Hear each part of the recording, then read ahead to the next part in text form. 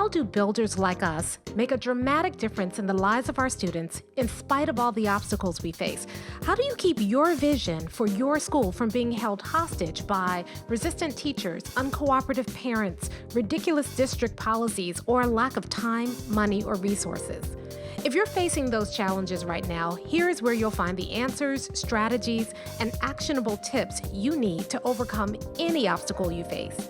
You don't have to wait to make a difference in the lives of the people you serve. You can turn your school into a success story right now with the people and resources you already have. Let's get started.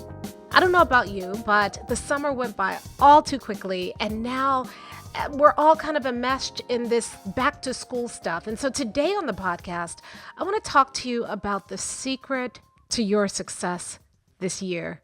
And it's really simple, but it's really important. Most of us spend a lot of our time working really hard and then not having anything to show for that hard work at the end of the day.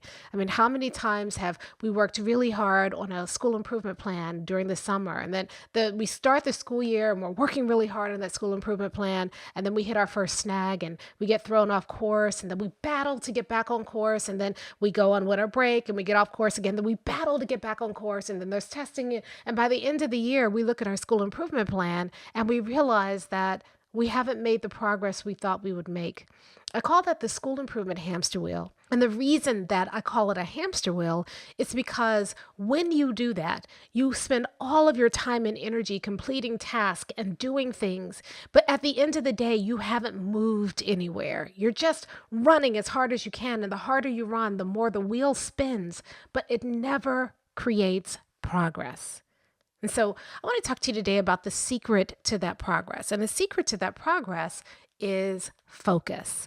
And I know that sounds simplistic, but I love this acronym for focus, which is follow one course until successful. F.O.C.U.S. Follow one course until successful. That to me is what focus is really about.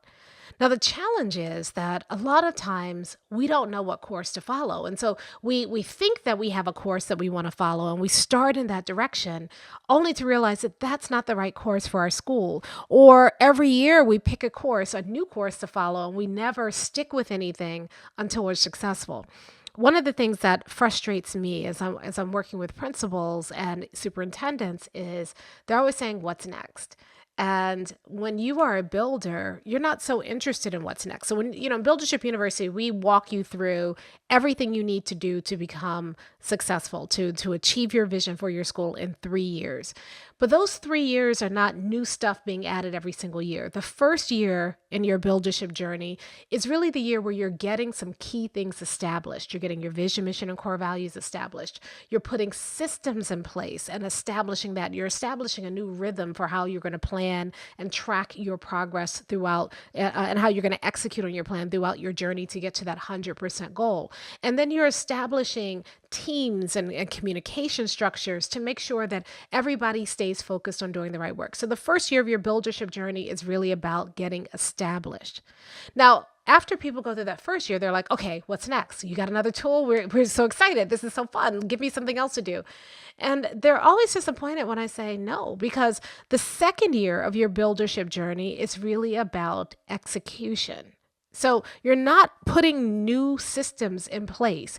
You spent an entire year doing that last year. This year is really about executing on the systems you've put in place. The big mistake that we make as educators is we even when we do something that is good, that could work, we don't stick with it long enough for it to actually work. So when you're a builder, that second year of your journey, you're not doing anything new. You are taking what you've already established in year one, you're executing on it and getting better at it. And that gives it time to work. And so year two is often the hardest year of your buildership journey because that's the year that you have to resist the shiny objects. That's the year that you have to really trust the process that it will work. So that's year two. Then year three, you're still not doing anything new. Year three is about embedding and extending. So in year three, by the time you get to your third year of buildership, you've gotten 70 to 80% towards your 100% goal. You've seen huge gains. A lot of those gains come in year two when you're actually executing on your systems. They're working. You can see them working. You see those gains. But what it took to get to 70 or 80% is going to be different than what it's going to take to close that last 20 to 30%. And so in year three, you are not putting anything new in place, but this is where you're going to take what you've already put in place and you're going to start adjusting it to make sure that it's working for all kids. This is where you're going to make adaptations to what you've already done. But again, no new strategy, no new, brand new thing that we're rolling out. No, it's just the same work that you established in year one, but now you're going to be adapting it to make sure that it works for everybody so that you can close that last gap and get to 100%.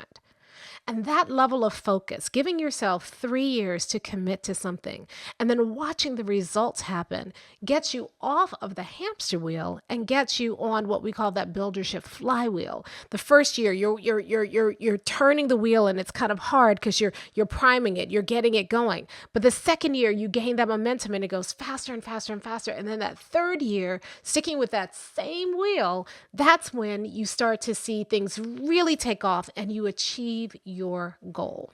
So people say, when should I do a new vision? After you've achieved the vision you've had. When do we need a new mission? Once you have a new vision. When do we need a new set of core values? Maybe never. When will I implement this new thing? Probably not going to happen if it didn't happen that first year. You are staying focused. Follow one course until successful. So that's the way that buildership works. You're not trying all these new things, you're committing to something. The challenge becomes, what are you committing to? And that's where the hard part happens. Because a lot of times the problem isn't that we aren't focused. The problem is that we're focused on the wrong thing. And one of the tools that we are using now in Buildership University is something that we call the One Plan.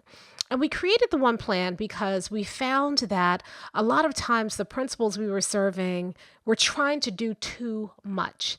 And it's really hard to get good at and be successful with 25 different programs. I remember early in my consulting career, I went to one school and it was a high school, and we did an initiative audit, and we found that they had, I want to say 11 or 14 new initiatives, and they were not little initiatives. They were trying to start an AVID program. They were establishing 2 or 3 new AP courses. They were trying to get IB certification. They were trying to establish a 9th grade academy, and the list went on and on and on. It's really hard to be good at 11 things at once. And so the question that I kept asking them, and the question that I continue to ask to this day, is, of all these activities, which one will have the highest impact on achieving your goal? It's that micro slicing question that we ask when we go into classrooms. You go into a classroom when you're micro slicing and you see the instructions all over the place. All these different things are happening, and you're trying to figure out what is, how do we fix this classroom? And so the impulse, the way we were trained is we try to fix everything, but that doesn't work. And what microslicing forces you to do is to ask the question, if I changed this one thing, but everything else stayed exactly the same, is that one change enough to turn this lesson from ineffective to effective?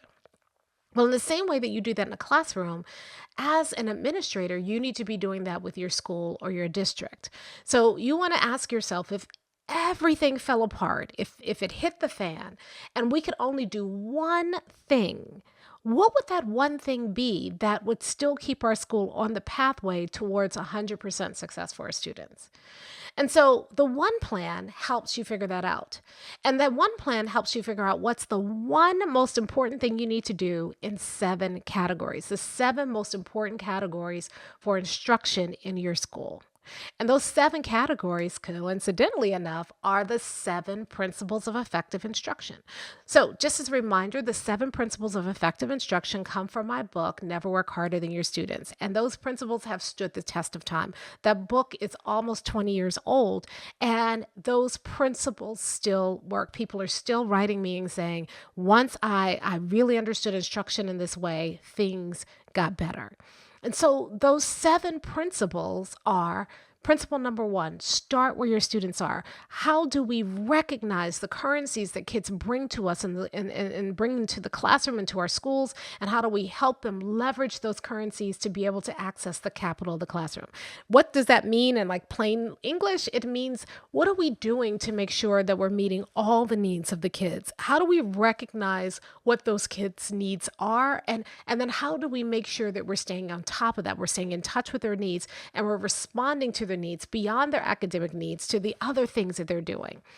And so a lot of times schools say, yeah, we have a lot of SEL issues right now. And so they're doing PBIS, and then they have an SEL initiative, and then they're doing a character counts thing. And the 5 different things all to address that one problem.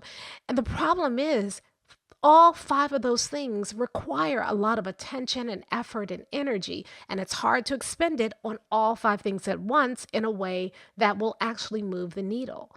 Instead, what if you said, okay, I can't do these 5 things, but if I only had to do one of these 5 things, which one of these 5 things would best help my students meet their SEL needs, meet the needs that are beyond the academic needs of the classroom, so that they're ready to learn, and so that they feel supported, they feel engaged, they feel recognized, they feel honored? What's the one most important thing I can do? And when you take time to understand it, first of all, you're often surprised because it's not what you think all the time. But secondly, when you really hone in and focus on that, then your students get better served. No, it's not 5 different programs, because you're doing 5 different programs poorly, or 5 different programs with mediocrity, versus one program with excellence. You're going to meet the needs of more kids. So what's that one thing that your school needs to do, that if everything else fell apart, this is the one thing you'd hold on to with regard to starting where your students are? The next principle, principle 2, is know where your students are going. And this is really about, how do we understand what the destination looks like? What are our standards, and how are we planning based on those standards, so that the work we're doing with students is actually moving them forward? We have all these different things. We have lesson planning templates. We collect lesson plans. We have unit planning templates. We have, unpacking standards exercises. We have curriculum documents, all these different things. But if we had to only do one thing, what is the one most important thing we do as a school that ensures that instruction is moving students consistently towards the standards and the goals? Now, I bet you've never considered that before, because we've been taught you have to do all the things, but we're not doing all the things well, right? So if you really sat down and said, what's the one most important thing that's going to make a difference, you'd stop overwhelming your teachers with these unreasonable and questionable demands, and instead could get teachers focused on the work that's really important. One of the things that breaks my heart is that I see very well-meaning principals go to district workshops and trainings, and everybody says, okay, we need to do X. And so they go back and ask teachers to do X. And then a month later, somebody says, you know what, Y is really important too. So we go back and we ask our teachers to do Y. And we think that's what being a good leader is. But in reality, all you're doing is stacking all these things on your teachers' plates. And then teachers get overwhelmed. You're like, oh, we need to take something off the teachers' plates. But what? Which one thing do we need to take off their plates that doesn't make everything fall apart? And I see people pulling things off teachers' plates that are critical and leaving things on teachers' plates that aren't critical. And then we wonder why we're stuck and why teachers are frustrated. We need to sit down and say, what is the one most important thing that we do in this area that makes a difference, where if everything else hit the fan, this is the one thing that if we only could do one thing, it would still get us to 100% success for our students. That's the thing that you need to focus on, and nothing else. All right. So principle number one, start where students are. Principle number two, know where they're going. Principle number three, expect to get them there. This is really about teacher efficacy.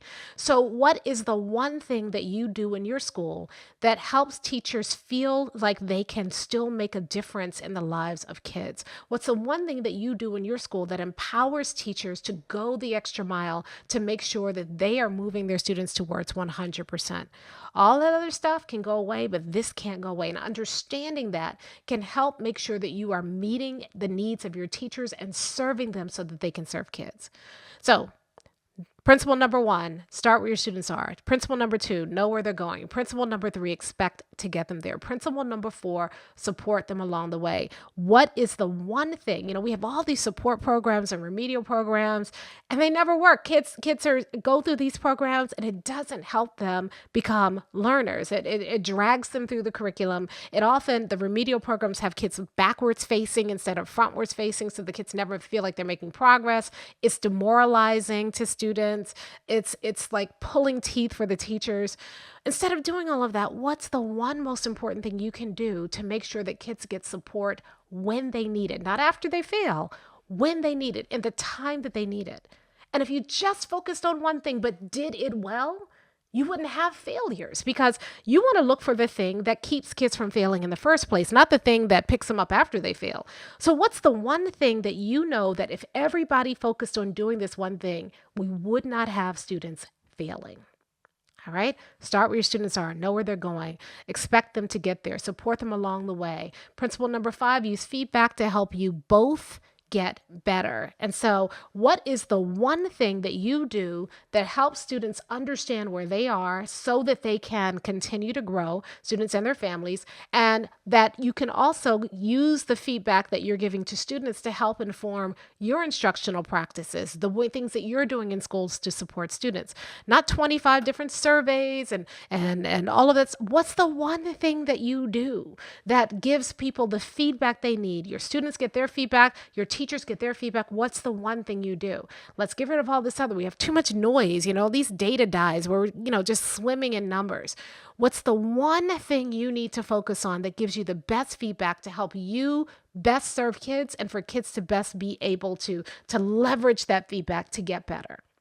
And then the next principle is that you want to focus on quality versus quantity. So what do you do? How do you prioritize what work is important, what work isn't important in your schools? And how do you make sure that you're focusing on the right work and you're not focusing on the wrong work?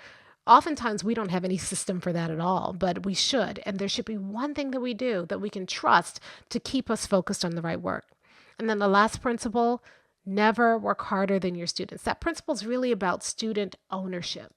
What's the one thing your school can do to empower students to take ownership over their learning, and that empowers teachers to take ownership over the work, so they're not sitting passively by and waiting for you to make all the decisions. Instead, they are actively engaged in building with you.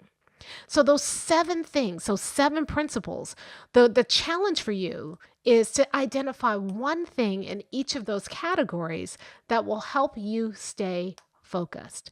And when you do that, when you create that one plan for your school, here's what you're doing.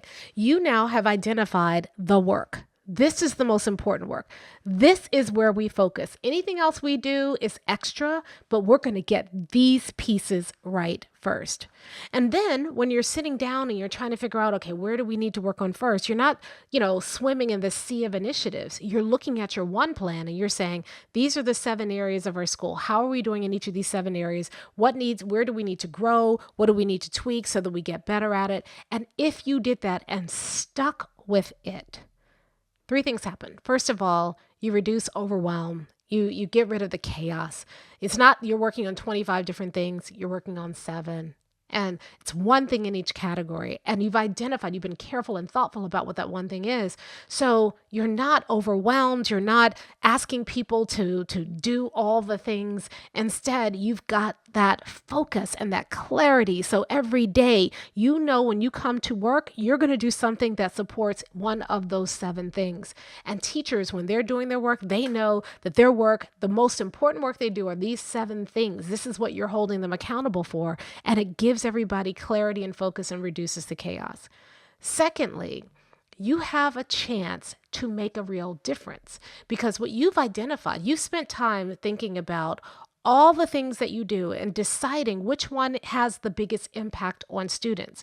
And when you focus on those, just those things that have the biggest impact, you magnify your impact. When you're doing all the things, you blunt your impact because your energy is going in all these different directions and you can't do anything well. When you focus on these 7 things, you magnify your impact because you get good at the things that matter most. And number 3, you get a lot more clarity. You see, a lot of us, if we're really honest, we are leading, and I'm using air quotes here, by just throwing a whole bunch of stuff up against the wall and hoping something sticks. We're guessing, we're hoping, we went to a conference or read a book this summer, we're like, oh, that's what we need to do. And we're trying stuff out and we're experimenting at the expense of kids. But when you sit down and take time to look at and weigh all the things you're doing and say, if we couldn't do everything else and we could only do this, would this be enough to make a difference? You start to realize what has real impact in your school and where you're wasting your time. And therefore, when you come out of that exercise, you have that clarity about what it really is going to take for you to achieve your vision for 100% of your students. And armed with that clarity, you help people do work where they can be successful. You're setting people up for success because you've already done the thinking to say, this thing is the thing that's going to help us get the most success. Let's do that. So when you go in front of people, you have more credibility because you've been clear, because you've done the thinking, and because it works, because you've already thought that through ahead of time. So that's why I want to encourage you today to do one plan. Now, if you are already a member of Buildership University, we have the one plan training, and you can also take a look at it. The recording should be up inside of Buildership University by now, and you can take a look at the one plan training and download your one plan. So if you're in Buildership University, we got you covered. But if you're not in Buildership University and you want to get started right away, all you need to do is think about what's my vision, mission, and core values, and then think about what is the one thing I can do in each of the 7 categories, the 7 principles, that is most likely to move my school towards my vision, mission, and core values. And if everything else went away and we just focus on that, this is what's going to give us the most potent, powerful movement forward. So I want to challenge you this week to just ask yourself that question. Of all the things we do, what are the things that really matter most? Can you distill that down to 5 to 7 things? Do you know what they are? Do you have clarity around that? Or are you just doing all the things and hoping that something will work?